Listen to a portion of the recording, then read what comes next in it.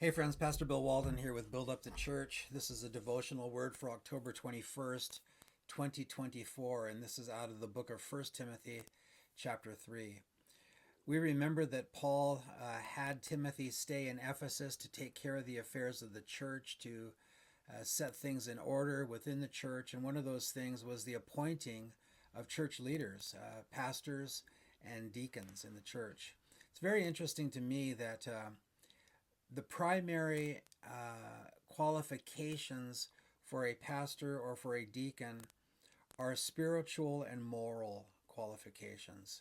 The only thing for a pastor is that he should be able to teach, but other than that, it's all about the character of the man that's going to be serving as a leader within the church. To me, this is a very disturbing trend within churches today, that there are, sadly, men that are called celebrity pastors. They have massive online followings. I was looking at, because I had heard, I was looking at the profile of one particular church leader that had an outlandish budget for his wardrobe. I mean, it was, to me, absolutely sinful and extreme and inappropriate. When a pastor is getting criticized for wearing clothes that cost thousands of dollars and rotating them out every Sunday, to me, there's something wrong with that. Does he answer to the Lord? Of course he does. But there shouldn't have to be online accounts that are talking about such things. Wouldn't it be so much better and so much healthier if people were talking about the integrity of the man instead of the clothing of the man and the extreme amount of money that he pays for that clothing? And so the reason I bring that up, I'm not trying to attack anybody in particular, but it seems as though there are many people that are within Christendom, within the church at large, that are really attracted to flamboyant, entertaining men with huge personalities, the kind of guy that walks onto a stage and can capture a room, can work a crowd, can manipulate a crowd through emotionalism and cleverness and appearance and boldness to be, in my opinion, presumptuous and demanding, and people just fall in line for that kind of thing. And I think it's a very, very troubling trend within Christendom. I would appeal to every Christian to evaluate your pastor, and you should. And the Apostle Paul, God through the Holy Spirit dictating to the Apostle Paul about what to write, what do we look for in a pastor? What do we look for in a deacon? It's right there in our Bibles, and we don't have to look far. So 1 Timothy chapter 3, I'm going to go over it very quickly. If I was doing this on a Sunday morning or a Wednesday evening service, I would be defining words and all of that. I'm going to go through it quickly because these are short devotional videos, but you'll catch the idea, and you can dig deeper, obviously, if that's something you're interested in. Paul says to Timothy, "This is a faithful saying. If a man desires the position of a bishop, he desires a good work." So that word bishop, elder, pastor, those words are very much interchangeable. Nothing to get hung up on there. The main point is, though, that if a man desires to be a pastor, it's not a bad thing. In fact, I think a man more often than not should be desiring to be a pastor if he's called. I know that some men go into the pastorate reluctantly. They have a healthy fear of the position, and they understand the price that's going to be paid to serve in that position.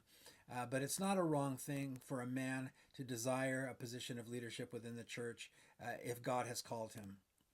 A bishop, I'll say pastor, elder, a bishop then must be blameless, the husband of one wife, temperate, sober-minded, of good behavior, hospitable, able to teach. Now there's the gifting address that a pastor needs to be able to teach the Bible. Not given to wine, not a man that's drinking to excess. And in the Greek language, it means to sit down, to always be sitting down with a glass in your hand. That's more literally what it means. Not given to wine, not violent, not greedy for money. That's a huge problem within greater Christendom today. But gentle, not quarrelsome, not covetous. one who rules his own house well, having his children in submission with all reverence. There are certainly pastors whose children, when they get to the teen years and young adulthood, sometimes they do turn away from the Lord, or they begin to kind of be like a prodigal son or a prodigal daughter. At some point, a pastor and his wife needs to be letting those children go. But the general trajectory of this passage is that a pastor needs to be leading his home. And Paul's going to say here, verse 5, if a man does not know how to rule his own house, how will he take care of the church of God? So he can't be one thing at the church and another thing at home. He needs to be consistent, being a leader in the home, being a leader in the church. Excuse me. Verse 6, not a novice or not a new Christian, lest being puffed up with pride he fall into the same condemnation as the devil. So I think it's dangerous for a younger man to be leading a church unless he's very, very mature, especially if he's very gifted. I think there's a great problem or potential problem, not always a problem, but potential problem. If a young man is very gifted and very anointed but very immature, his giftings will take him far in the eyes of some people, but maturity will keep him there. It's been said that gifting will get you into ministry, but integrity will keep you there. And so the integrity is oh so important. So Paul says, don't let a novice, a new Christian man, be a pastor, lest being puffed up with pride, he falls into the same condemnation as the devil.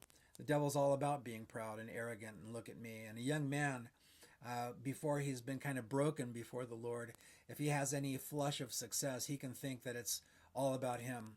And there's no place for that. That's a very dangerous place to be for a pastor. Verse 7, moreover, he must have a good testimony among those who are outside, lest he fall into reproach and the snare of the devil. A pastor or potential pastor needs to have a good reputation in the community, not just in the church, but in the community. And so his life needs to be visible. His life needs to be known. His life needs to be observable. And as I said before, if you want to go back over that list there, for 1 Timothy chapter 3, verses 1 to 7, only one of those descriptions is a gift description. The rest of them are character descriptions. And our churches would do well at times to perhaps have less gifted men, but men who are having more of the heart of Jesus Christ. Let's not be attracted to celebrity pastors. Let's be attracted to Jesus Christ. Let's go to church because of Jesus. And I understand there are gifted men and women in churches, and that's beautiful. But we need to guard our hearts. If you are a congregant in a church, a member in a church, you need to guard your heart that it's not the celebrity pastor that you're going because he entertains you or something like that. Or because somehow you feel like you belong to something wonderful and bigger than yourself because of the personality of a man. Let's be careful to go to church, number one, to worship and adore Jesus Christ, to learn of him, to appreciate the pastors and the deacons and other leaders, both men and women, within a church, but to be careful that we are not more enamored with their gifting. Really, we should be impressed with their character. That's not my opinion. That's what Paul tells to Timothy in 1 Timothy chapter 3. You know, there's a lot of pastors around the world working in quiet obscurity, off of the radar. They're not celebrity pastors, but when they show up into heaven, Jesus will say to them, well done, good and faithful servant. And so that's the kind of pastor I want to be. I would hope that's the kind of pastor that you would want to have. So some thoughts for you to work through, pray about, and consider. So thanks for watching.